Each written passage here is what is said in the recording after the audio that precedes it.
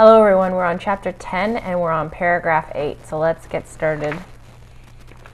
The moral laws which the metaphysician who works by mere inference must regard as issuing from a higher power are for the adherent of monism thoughts of men. For him the moral world order is neither the imprint of a purely mechanical natural order nor that of an extra human world order, but through and through the free creation of men. It is not the will of some being outside him in the world that man has to carry out, but his own. He puts into effect his own resolves and intentions, not those of another being. Monism does not see behind man's actions the purposes of a supreme dictatorate, foreign to him and determining him according to its will, but rather sees that men, insofar as they realize their intuitive ideas, pursue only their own human ends. Moreover, each individual pursues his own particular ends. For the world of ideas comes to expression not in a community of men, but only in human individuals. What appears as the common goal of a whole group of people is only the result of the separate acts of will of its individual members, and in fact usually of a few outstanding ones who, as their authorities, are followed by the others. Each one of us has it in him to be a free spirit, just as every rose bud has in it a rose. And paragraph 8 is summarized as follows. The moral world order is a result of the free creation of individuals. What appears as the common goal of a group of people is only the result of the separate acts of will of its individual members. So basically this paragraph is just pointing out again that Steiner's philosophy of freedom and of morality involves you as an individual thinking for yourself and setting your own intentions and goals, and that is what is considered moral, and not following the rules as dictated by an external authority. As he mentions in the beginning, the moral laws which the metaphysician works by mere inference must regard as issuing from a higher power.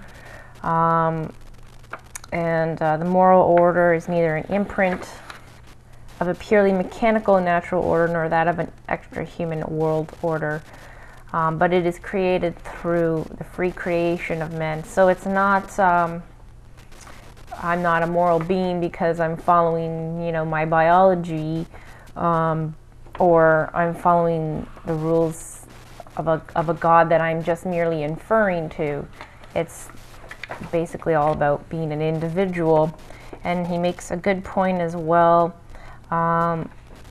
for it appears in a common goal sometimes appears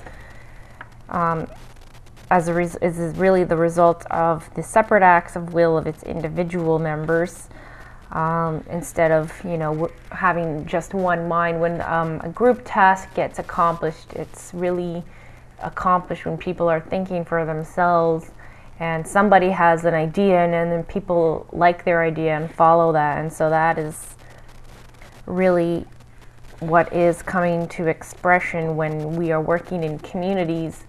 Ideally, the best community is when everyone is able to think for themselves and do what they think is best. And if you like somebody's idea and want to participate and contribute, that is okay as well. That's what that paragraph is talking about. So we're going to move on to paragraph 9. Monism, then, in the sphere of true moral action, is a freedom philosophy. Since it is a philosophy of reality, it rejects the metaphysical, unreal restrictions of the free spirit as completely as it accepts the physical and historical, naively real, restrictions of the naive man. Since it does not consider man as a finished product, disclosing his full nature in every moment of his life, it regards the dispute as to whether man as such is free or not to be of no consequence. It sees in man a developing being and asks whether in the course of this development the stage of the free spirit can be reached. Paragraph 9 is summarized as follows.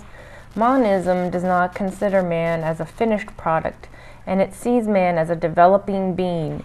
It asks whether the stage of the free spirit can be reached.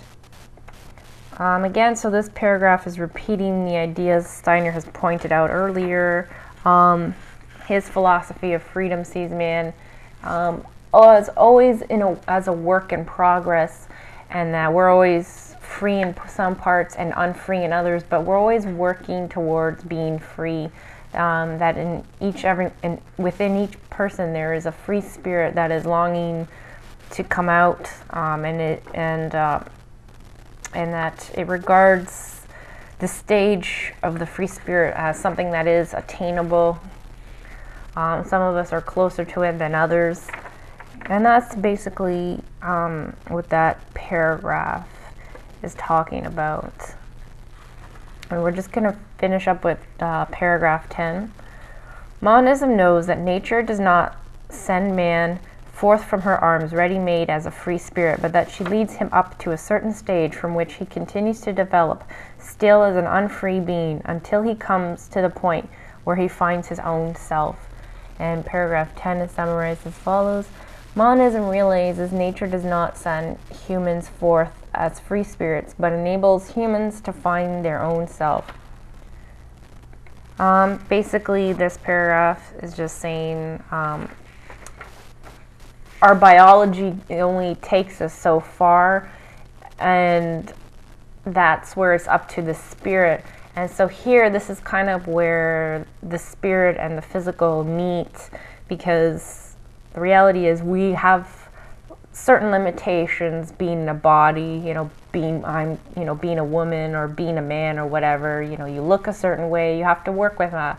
So Mother Nature gives you this body and your mind and your talents and your gifts, and it's up to you as a free spirit to transform that and work within your limitations and to make something out of yourself. So that's basically what his whole philosophy boils down to, and that's really it is accepting the physical world, because we can't deny that, and we can't deny that the biology that we have, and we have to work with that. But the fact that we have a body and all that stuff, it's really up to us to take it to that next level. And so that's what this paragraph is talking about. So that's all we're going to cover for today. So if you have any questions or comments, just send me a message. Have a good day. Bye.